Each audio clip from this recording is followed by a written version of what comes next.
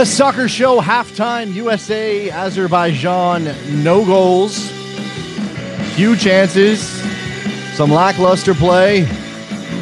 No fan comes out of that first half, Jared DuBois, feeling too good about this team right at this moment. I think there's elements that you can feel good about. Is it an overwhelming positive performance so far? No, but they're having the better run of play. They're creating a good amount of chances. There's a few parts of the field, especially the one that I was really concerned about looking at, that I find are just not quite on together, and that's the Jermaine Jones, Michael Bradley. I think that Michael Bradley is being bypassed by Jermaine Jones at times. I think that's really odd. I have a theory, and I'm just watching this game with no other reason just seeing how they're playing and seeing some of the missed passes, lack of sharpness, and that includes guys like Michael Bradley who are not going to be dropped at any point, guys you want there in the middle of the field. Do you think it's possible they're just overtrained a little bit recently? I mean, we talk the fitness thing is big for Klinsmann, and I mean, I know this sounds like an excuse. They should have been better. There's no doubt about that. But it just looks to me like there's some tired legs out there, and that you add that there's a lot of long first touches. Long first touches. You add that to Matt Beasler's either nerves or his head went missing for this game. I don't know what's going on there. Josie Altidore has had one or two good touches out of about 20. Oh, see, I like Josie Altidore in the first half. I thought he was not. I think most of the best chances for the U.S. from run of play have come from somehow finding the feet of Josie Altidore and what happens afterwards.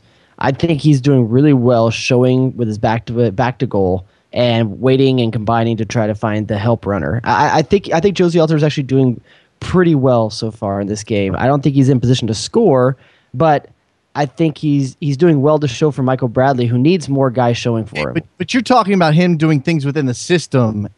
When he has had opportunities and he's been in the 18-yard box, he has not looked confident at all. His touches failed him on a couple of different occasions when I thought he could either have gotten off a shot or picked a better pass, made a better pass, and he failed in that moment. I'm not as discouraged as Twitter seems to be. That seems to be always true when it comes to the national team. But it's not. It's just not sharp. It's not sharp, and that's the troubling thing. 201-430-2378 is the phone number. Thoughts in the first half. If you want to try to pull some people back from the brink, and let's not go. There's people on the brink right now. See, I did not take my phone with me to the couch, which is probably a good thing. You're smart, man. Do not read Twitter during a U.S. men's national team game. Just don't do it, because not only is it overly negative on every front, because that's just the default nature of a lot of national team fans. It's also a race to be the snarkiest person on Twitter, which annoys the crap out of me. I mean, if you notice, I don't think I tweeted at all in the first half. There's a reason for that. It makes me depressed to watch what everybody else. Twitter during U.S. men's national team game is that single friend of yours in their 30s that hates that they're single. They can't love anything. Everything and anything that actually touches them in some way, they have to immediately reject as something that's evil or not right. It's just there's nothing good comes out of it. I am not going to paint that first half as anything other than a bad first half. I don't think there's any way. I think it's okay. It's not bad. They're not losing. I thought it was bad because they weren't able to really create any chances out of the run of play. They had two good shots from Chris Wondolowski off of his head. He probably should have put one of those away, if not both. Okay, we'll say that. I thought there were some interesting things happening tactically, but I don't know how they're going to be replicated in a World Cup where no team is going to sit back like that. And I'll say that this game should not inform anything about what you should expect to see. I mean, if we get to the Nigeria game and they look like this, then you can start ringing some alarm bells. 419, you're on the air. Hey, what's up, guys? This is Nick from Toledo. How you doing? Hey, Nick. I just wanted to get your thoughts on the midfield duo, Jones and Bradley. And you think we'll see Beckerman in the second half? I don't know. Maybe. I think Klinsmann's going to give Jones a full 90 to see what this looks like. I would like to see Beckerman there because I'd like to see real firsthand, right back to back, what the differences would be in that. I think Jermaine Jones right now is having a hard time finding Michael Bradley. And I think Michael Bradley is having to come back too far into midfield to find the ball for himself. I think what you're seeing, Jared, and I'm just going to presume to understand what you're trying to say, is they're trying to do things. It's just not coming off. And I'd much rather see that than than some sort of I don't know. They are trying to play through the middle. They're getting their overlaps working. It's just not coming off because you're rather than DeMarcus Beasley hitting a one-time cross on an overlap, you're trying to create a little combination play on the edge of the box. I'm just saying it's not working as well as you would want it to. And Michael Bradley's not sharp, and I think that has a major impact on this. Nick, you got anything else, man? I just think they both don't look sharp. I think Jones looks off too. That's just all right. Thanks a lot. 415. Your kids are going nuts. What's happening? Hey, this is Eric. I'm at the game in San Francisco. Oh, okay. I was like, what's happening there? Well, the crowd is great. Forgive me if it's loud, but I think here are my quick notes. I think Cameron and Beasley on the back line have been very mature, very wise. I think in control. Beasley is shaky, and that's been seen, I'm sure, on TV as well 2 or 3 times. Yeah. Jones positionally is aware, but has been careless as he tends to be. I think this is not Bradley's best game. I expect better from him. But the big thing for me is Zusi and Bedoya just not getting it done. A lot of giveaways. And whenever Bedoya got helicoptered, I think everyone was cheering for Donovan. It was kind of weird, but anyway. That's not cool. That's not cool. Well, I want to say one thing regarding the Zusi Bedoya thing, and this kind of plays into the Michael Bradley, Jermaine Jones part. I think the thing that's really what I'm noticing about the Jermaine Jones and Michael Bradley combination right now, it's very linear. It's very linear, and I think what they're missing right now is that third piece of the triangle to really open up passing lanes in combination give and goes. I don't think Bedoya or Zusi are finding their way close enough to Jermaine Jones and Michael Bradley to really make that third part of the triangle. You know, I think it's interesting because Bedoya is getting a lot of praise on the broadcast, and there are people talking about Bedoya being the only good player. Well, running hard. I think it's activity. I think that his activity is overshadowing maybe his lack of. Again, what I'm seeing is a team that is that's trying to do things that are not coming off, either because of a small lack of understanding, which you would hope develops. Don't know that it will, but you would hope it does, and a little bit of a lack of sharpness. And what we don't need is to settle into a pattern where Jermaine Jones is playing 30-yard balls over the top. Yeah, that's what I'm talking about when I said he's been bypassing Michael Bradley. If you're going to play a diamond, you have to have the patience to play it. And that means balls back to the defense. That means balls backwards, ball forward. You got to play a number of different ways. You can't just be thinking forward, forward, forward if you're going to play a diamond. You got to wait till the right pass is found. You can find the player that you're putting forward in Michael Bradley, move the ball until you can get it to his feet in a good area. Don't rush it. And I think right now Jermaine Jones doesn't have the patience to wait for the better opportunity. Yeah. 214, you're on the air. Hi, this is Steve from Dallas, Texas. What's up, Steve? I just wanted to say, based on how they're playing in the first half, don't you think that the fans in general, like the general fans that are watching this game, don't you think that it should be in the least bit concerned that they're not scoring against, a team that me personally, haven't heard of that much? Look, this is the first game with what is essentially a new team. I mean, I don't want this to sound like an excuse for a bad performance. They should have had a couple of goals in that first half. You would hope so. We've got some subs for halftime. Omar Gonzalez coming in for Jeff Cameron, Timothy Chandler in for DeMarcus Beasley, which I'm assuming means a swap of fullbacks, and Brad Davis in for Graham Zusi, which is interesting. He's used Timothy Chandler at left back a number of times, I believe. I think going back to the France game, he used Timothy Chandler at left back. He could do that as well. So if I'm remembering correctly. We'll see. And look, this is interesting too, because this is different from Jurgen Klinsmann's usual pattern. He usually waits until the 60th minute. So if he's got some idea of what his lineup's going to be, maybe he doesn't make these changes. Maybe he really is trying to figure some things out. I mean, two of these changes are defensive. One of them is in the midfield. Even still with with the caliber that the U.S. team has, these are the. Oops, sorry, I just hung up on him. I didn't mean to do that. Apologies. 515, you're on the air. One of the big issues with this first half has been the lack of fields. It's like hurts on the lack of what? Sorry, you're breaking up there. Try one more time.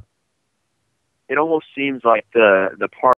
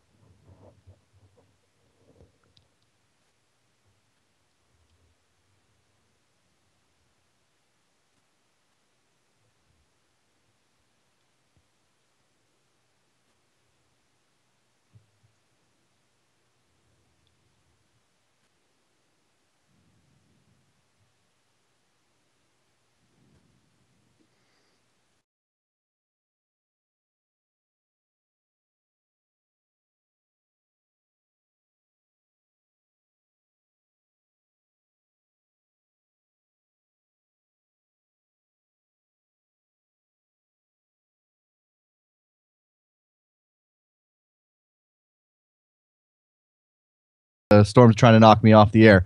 We were talking about this first half. Apologies to anybody we dropped phone call wise there. Got a couple minutes left.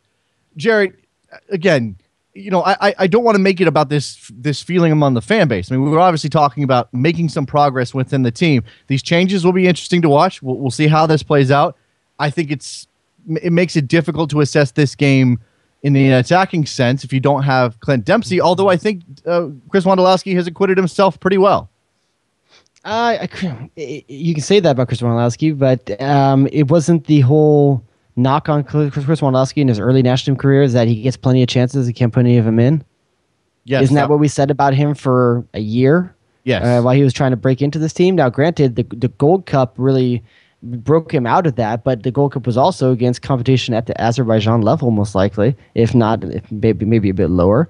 And if Chris Wondolowski can't score in good position, that's just feeding more into the rap he had a while back. And granted, I think Chris Wondolowski did a good job putting that ball low at the keeper's feet, which is something a lot of times you'll do to try to. That's a good place to shoot the ball. And his second shot was very good as well. It was a good save by the keeper. But you still got to finish those. And I think if we both say Clint Dempsey's in there, are those 2 goals scored? Maybe. 217, you're on the air. Hey, what's up, guys? It's Matt in Oregon. Hey, Matt. Just quickly, it seemed like Azerbaijan was kind of packing the middle of the field with midfielders, and it seemed like Jones and Bradley had some difficulty sort of dealing with that. Do you think that's a problem going into the World Cup? It seems like the diamond doesn't really work with that. You're going to be, if you're overloaded in the midfield, it's always going to be a problem. I'm not sure anybody else is going to overload the United States that way, particularly. Although I think what Jared's point is that you still have to have, regardless if there's 4 or 5 or however many people are dropping into the midfield from the other side, you need those 2 players to have an understanding of where the other guy's going to be and how to play quick to feet. Because what we saw was a lot of attempts at 1 and 2 touch passes, and it was just that the triangles were a little wonky, a little out of whack. Especially at the top of the 18-yard box. There's a lot of that at the top of the 18-yard box. And there needs to be a little bit more of that at the midfield stripe. I think that's where it's not happening. And I think Jermaine Jones and Michael Bradley are stretched out from each other. And like I said, they're missing that third person to make the triangle of options and give and goes that really releases a player out of midfield. Yeah, absolutely. Scott from Florida, you're on the air. Hey, I was just wondering, what do you guys think the chances of us seeing our new number 10 are going to be in the second half? You'll see a lot of players in the second half. Yeah, I think it's possible. I think it's possible we'll see Julian Green in this half. I think it's possible we'll see Mix. Obviously, you could see sort of wholesale change. I mean, you made 3 substitutions. You get 3 more. Why not use them all? Yeah, I think you'll see Mix screwed in at some point. I think you'll see Julian Green in at some point. I mean, I think you see Aaron Johansson as well. Anything else, Scott? Nope, I'm excited. Right. Appreciate the phone call. 832, you're on the air. Hey, yeah, I got 2 questions. The first is, this is Logan out of Houston. The first is focusing on Bradley. I agree with other callers that his performance, this hasn't been his best game. But my first question is, do we think that's a consequence of just Bradley on the night, or Bradley in sort of this different system, if you will? That is, can we really expect Bradley to change all that much in the next 3 weeks? To me, it looks like these guys are overtrained or they're coming in a little heavy with heavy legs, because I don't expect Michael Bradley to be that poor passing the ball. It's not necessarily that he's making bad decisions. I'm not saying, I don't know that he is. No, the touch is off. His touch is off. His passes are poorly weighted. Those are the things that are going to get better for Michael Bradley. If it was a situation where he was making the wrong choice every single time he had the ball, that would be the issue. All right, we got to get out of here. Second half's coming up. Let's go ahead and do that now. Thanks for listening. All right, thanks, Ted. Best Soccer Show will be back after the game. We'll take your phone calls then. Enjoy the second half later.